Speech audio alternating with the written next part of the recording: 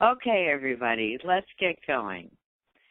So, I'll ask you this question. Think about what you normally do when you hire. You put together a job description, and let's face it, folks, our description is really exciting.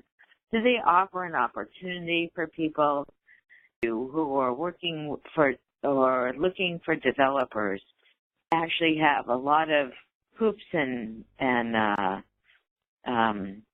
for developers to go through? You have tests that developers need to pass before they even get in the door.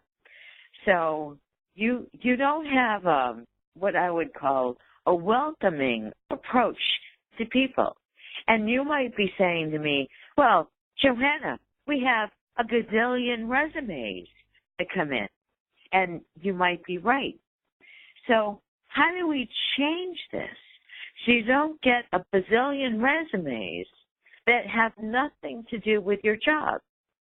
Right? If you have to do a phone screen on these bazillion resumes, and even if you ask behavior description questions, what I call the big yawn, right? This is not interesting for anybody involved. So we reshape this so it's good for you, because you don't want a phone screen of a bazillion resumes. That's just hopeless. That's what suited the test at the beginning of the process. You don't want the bazillion resumes anyway. How are you possibly going to screen all of them? Because it's possible. You look at the bazillion resumes and you don't even want to read them.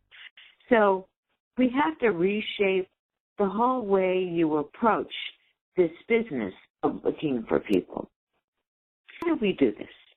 Well, let's apply Agile techniques to looking for Agile people, right? Why not do this? What if we planned to iterate? What if we looked at our hiring strategy and said, what are the problems that we want to solve? Said, let's do a real job analysis. A job analysis is the basis for everything that we do, because I have not been in your company. I suspect I looked at the participants on the webinar yet. I looked at them a little bit. I didn't recognize any of the names. Maybe I would recognize the names now, but I suspect that I don't know too many of you on the call. And if I don't know too many of you on the call, then I have probably not been in your company doing a job analysis with you. But if you use the job analysis as the basis of everything, then you don't have a generic job description. Have a great amount of respect for the HR people in your organization. HR exists to keep it out of court. That function. If they also help you as a hiring manager, that's terrific. But that's really their job. That's their job. If you work in a relatively small company, you have one HR person for, 150, 200, 300 people? Those cannot also be recruiters. They cannot also be people who help you with their job description. So, generic job descriptions. Well, you hired a generic person. You, not a generic person. Unique that you are too. Not have a generic job description.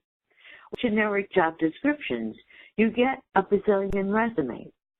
You have to do a job analysis for every single opening on your team. You're going to say to me, well, Johanna, hiring a tester, 2 developers, maybe a scrum master, maybe a coach, maybe a project manager. Okay, 2 developers. Do I really have to do a different job analysis for each of those developers? Well, maybe yes and maybe no. Is one of them more senior than the other? Is one of them going to work with different people? Really are going to work together on the same team. Maybe you have one job analysis position. They are not going to be twins. Right? I think you're going to hire exactly the same people. So if you're not going to hire exactly the same people, you want to differentiate between them. That's the whole point of a job analysis. Folks know all about requirements. The job analysis is your user story, your use case, your requirement for the job. You have to spend at least 20 minutes on a job analysis for someone who would hopefully stay in your company for several years. This is you. And then the job analysis is the basis for the job, the ad, the interview matrix, everything else that you do. You do not have to spend days on the job analysis. No. Spend a little bit of time on the job analysis.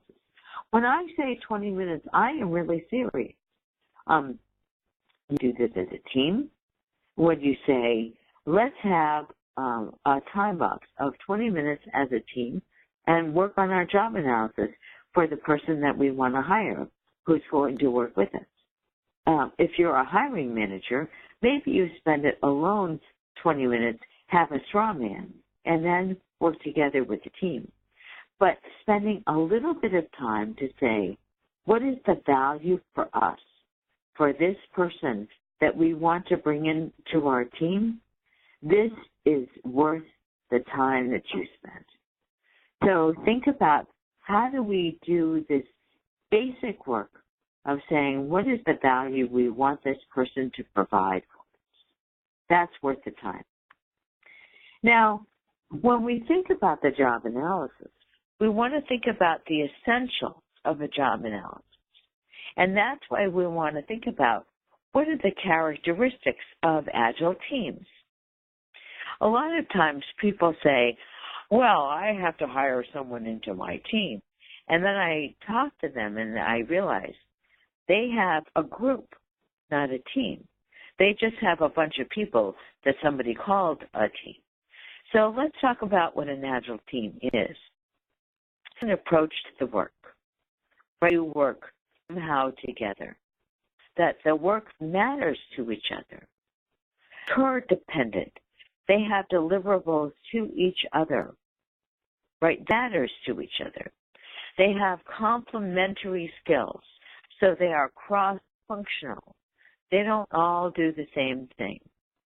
Commitments to each other. So if I'm a developer, I make a commitment to a tester. If I'm a tester, I make a commitment to a developer. If I'm a BA, I make commitments to everybody, right? It's all about making commitments to each other. They're cross-functional, and they have a common purpose or a goal. Product development teams, I suspect that there can be other kinds of Agile teams. Agile teams I am most comfortable with. My program management book, program teams as Agile teams, cross-functional and across the organization.